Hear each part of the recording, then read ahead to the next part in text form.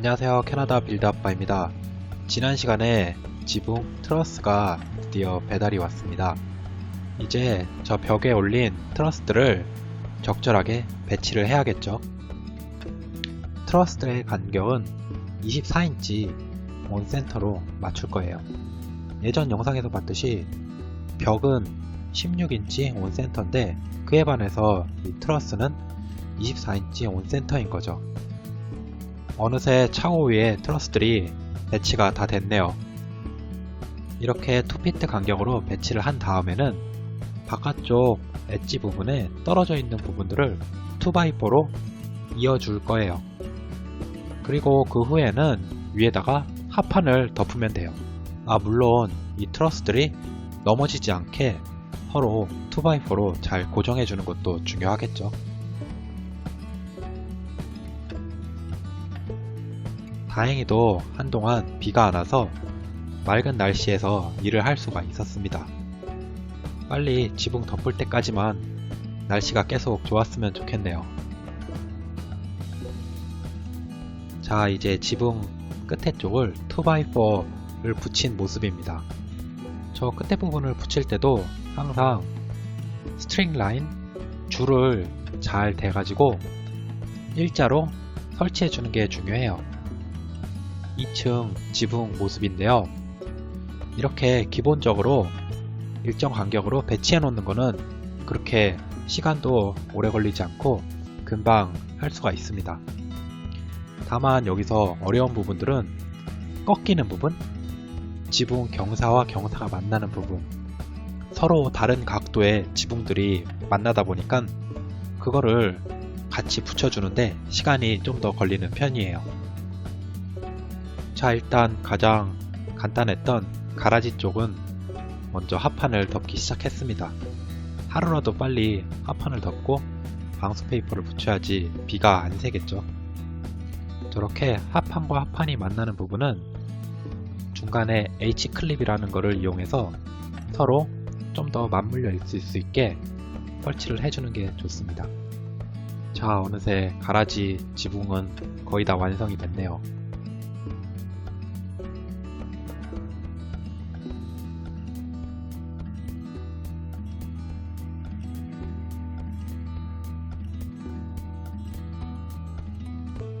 부엌 쪽 위에 지붕인데요.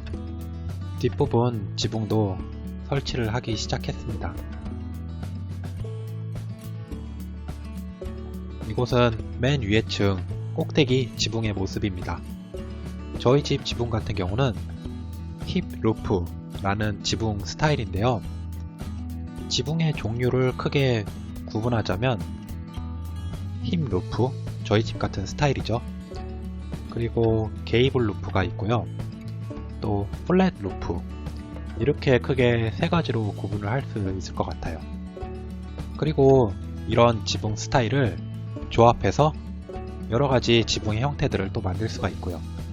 그리고 지붕의 경사도 많이 달라질 수가 있겠죠. 지금 보시는 부분이 약간 고난이도 부분인데요. 서로 다른 경사의 지붕들이 한 곳에서 만나는 거예요. 왼쪽에서 오는 경사와 오른쪽에서 오는 경사, 그리고 중간에 한 경사가 또 끼어 있어요. 지금 보시면 이 라인이 보이시죠? 여기 있는 라인하고 그 바로 위에 또 경사가, 다른 경사가 생기는 거예요. 그리고 안쪽은 저렇게 조이스트 행어로 고정을 시킵니다. 안에서 본 모습이 마치 월기설기 거미줄처럼 엄청 복잡하게 되어 있죠. 나중에 저 사이로 전기선이라던가 히팅, 플럼빙, 단열재 같은 것들이 다 들어갈 거예요. 아직도 해야 할 일이 산더미 같이 있습니다. 이렇게 프레이머들이 지붕을 설치하는 동안 저는 집에서 이렇게 선풍기를 갖고 왔습니다. 또 지금 보시는 것은 모이스처 미러라는 건데요. 말 그대로 나무의 습도를 체크하는 거예요. 이거 같은 경우는 제가 재작년에 샀는데요. 방식이 두 가지가 있더라고요. 현재 보는 것처럼 그냥 밑에 부분이 패드로 돼 있어 가지고 나무에 갖다 대면은 그 면적을 측정해서 수분 함유량을 나타내 주는 거가 있고요. 뾰족하게 바늘 모양으로 두 개가 나와서 그거를 나무 속에다 찌르면은 수분 함유량을 측정해 주는 게 또 있습니다. 현재 벽에 세워져 있는 나무는 17%, 18% 그 안팎이네요. 다른 나무도 보니까 14%. 사실 이렇게 세워져 있는 나무 같은 경우는 인스펙터도 와서 체크해 보지도 않아요. 당연히 이렇게 세워져 있으면은 건조가 잘 돼서 잘 말라 있는 편이기 때문이죠. 이곳은 11%, 12% 그 안팎이네요. 인스펙터가 체크하는 곳은 이런 부분이 아니라 항상 꼭 구석진 부분, 그늘지고 햇빛이 안 들거나 눅눅할 것 같은 부분, 그런 부분을 꼭 체크를 한답니다. 확실히 이 부분은 23%네요. 19%보다 훨씬 높죠.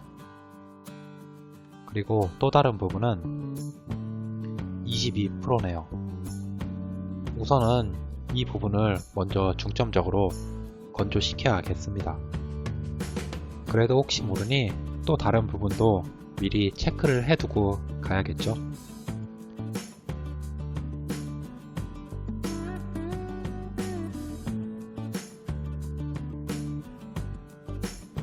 이것저것 해봤지만 건조시키는데 제일 중요한 부분은 우선 청소와 통풍이더라고요. 빗자루로 쓸고 블로어로 톱밥들을 다 불어넣어 줬습니다. 그리고 마지막으로 이렇게 팬을 설치해주면은 다 준비가 됐습니다. 저렇게 팬을 한 몇 주일은 계속 설치해 둘 거예요. 그리고 주기적으로 이렇게 체크를 해줘서 19% 미만으로 떨어졌으면은 또 다른 부분으로 팬을 옮겨줘서 다른 부분도 건조를 시켜줄 거고요. 지금 보이는 이 부분이 제일 높은데요. 28%나 되네요.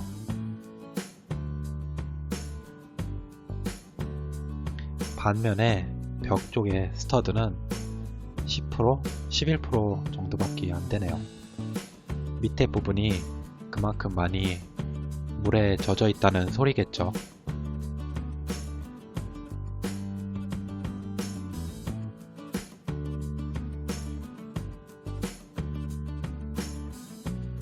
자, 근데 이렇게 수분을 체크하던 중에 이 모이스처 미터가 좀 상태가 안 좋더라고요.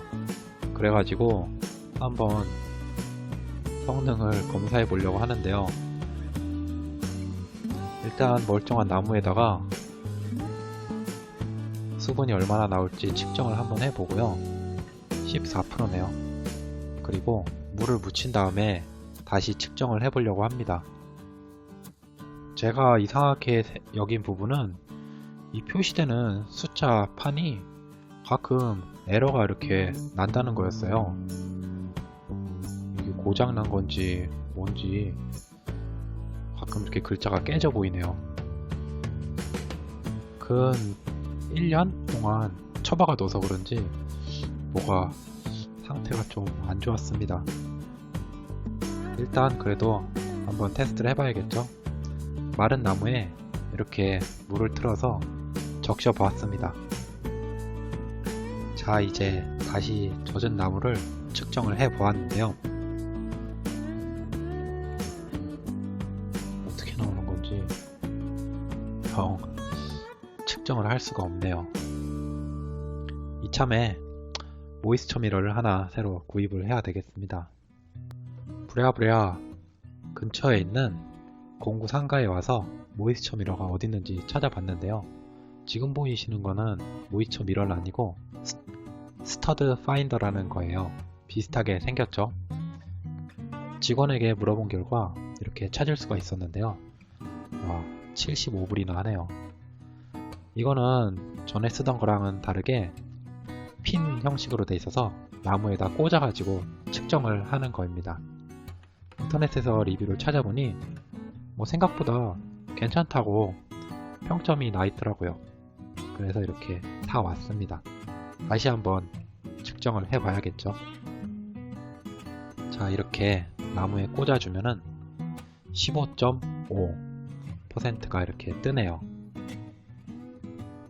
훨씬 간편하고 좀 더 신뢰를 할 수가 있는 것 같았습니다.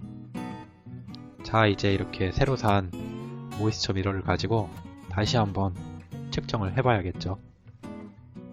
사실 이때는 처음 팬을 설치한 후부터 며칠이 지난 상태여서 16.8% 모이스처 수분이 많이 떨어진 상태네요. 다른 부분도 재보니 이곳은 18.1, 예전에 쟀던 거랑은 다르게 벌써 많이 건조가 되어 있었습니다. 그래도 다시 한번 꼼꼼하게 여기저기 찌르고 다니면서 모이스처가 얼마나, 수분 함유량이 얼마가 되는지 다시 한번 체크를 해 봐야겠죠. 이렇게 프레이밍 인스펙션 전까지 나무의 수분 함유량을 10% 미만으로 유지를 시켜주면 됩니다.